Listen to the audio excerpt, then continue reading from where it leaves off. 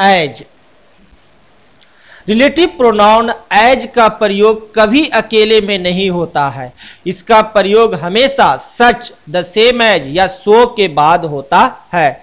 Relative pronoun as का प्रयोग कभी भी अकेले में नहीं होता है, इसका प्रयोग हमेशा सच, द सेम एज या सो के बाद ही होता है। याद रखिएगा कि एज का प्रयोग कभी भी अकेले में नहीं होता है, एज का प्रयोग हमेशा ही हमेशा सच, द सेम एज या सो के बाद ही होता है, पहले नहीं होता है। इनका अर्थ है सच एज, वैसा जैसा या जिसे, सच एज वैसा जैसा या जिसे, द सेम एज वही जो या जिसे, द सेम एज जिसका मीनिंग होता है वही जो या जिसे भी।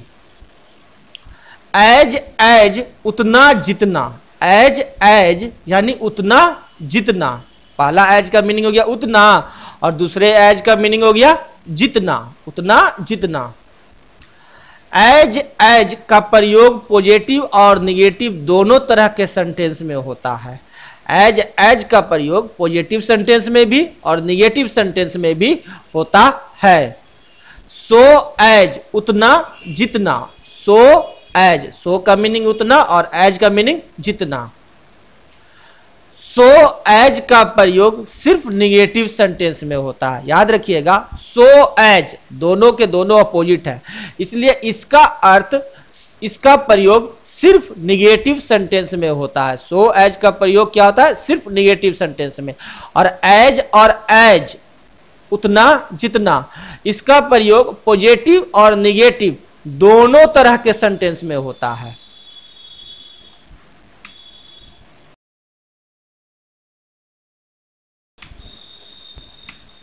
Examples, this is such a book as I never read. देखिए this is such a book as I never read, such पहले है, उसके बाद ए बुक है और उसके बाद एज है, यानी सच के साथ एज आया है। ये यहां पर ऑब्जेक्टिव केस की तरह एज है। Second, I collected as many specimens as I could find. देखिए I collected as many specimens as I could find, यहां देखिए एज और एज है, एज के साथ एज है, यहां भी ऑब्जेक्टिव केस में है। और he is the same boy as came yesterday, देखिए यहां पर द सेम के साथ एज है, he is the same boy as came yesterday. Nominative case में है एच। एग्जाम्पल्स देख रहे हैं, these mangoes are not such as I bought yesterday. देखिए सच के बाद एच है, these mangoes are not such as I bought yesterday, objective case में है। He is such a man as I honour, he is such a man as I honour, देखिए such के बाद एज है, ऑब्जेक्टिव केस में। और his answer was not such as I expected from him, objective case में।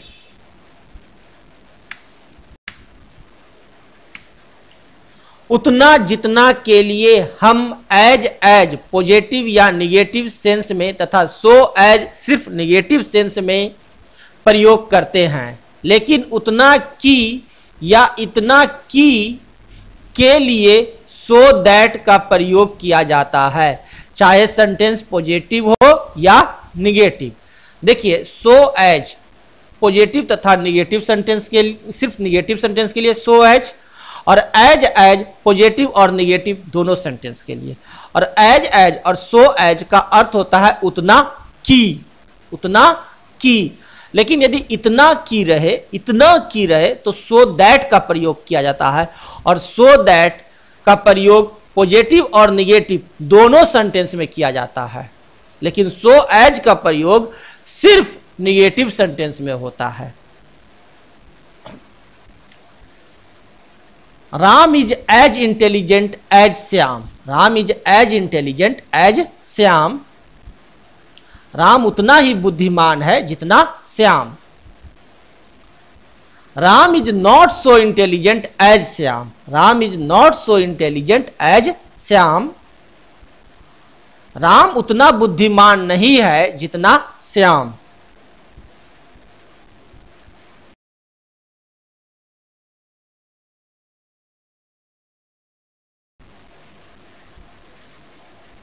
He is so intelligent that he can solve all the problems by himself.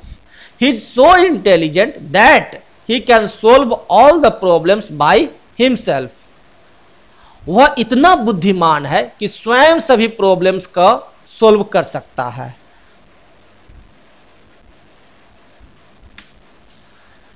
The book was so interesting that she decided to read it. The book was so interesting that she decided to read it. यहां देखिए so that का प्रयोग दिखाया जा रहा है।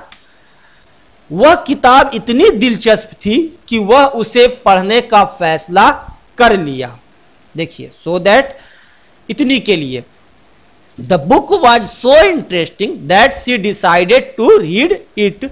वह किताब इतनी दिलचस्प थी कि वह उसे पढ़ने का फैसला कर लिया।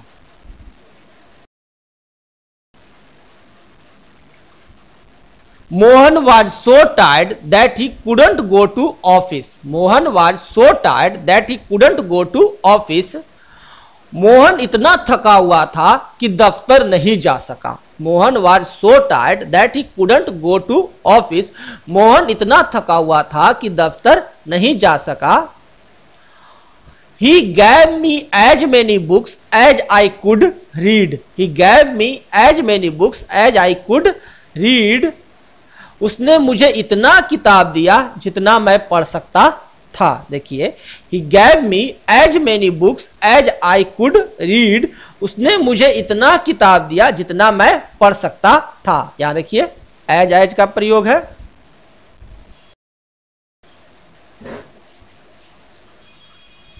He gave me so many books that I couldn't read. He gave me so many books that I couldn't read. वह मुझे इतना किताब दिया कि मैं पढ़ नहीं सका।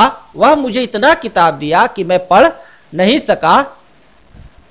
द सेम के बाद कभी कभी दैट भी लगता है। This is the same book as mine. This is the same man that came yesterday. आप देख रहे हैं द सेम के बाद दैट का प्रयोग। द सेम के बाद वाला टुकड़ा में अगर वर्ब रहे तो एज या दैट में से किसी का भी इस्तेमाल किया जा सकता है, लेकिन वर्ब नहीं रहने पर एज का ही इस्तेमाल होगा, दैट का नहीं। द सेम के बाद वाला टुकड़ा में अगर वर्ब रहे तो एज या दैट किसी का भी इस्तेमाल कर सकते हैं, लेकिन यदि वर्ब नहीं रहे तो वैसी स्थिति में एज का ही इस्तेमाल होगा, दैट का कभी नहीं।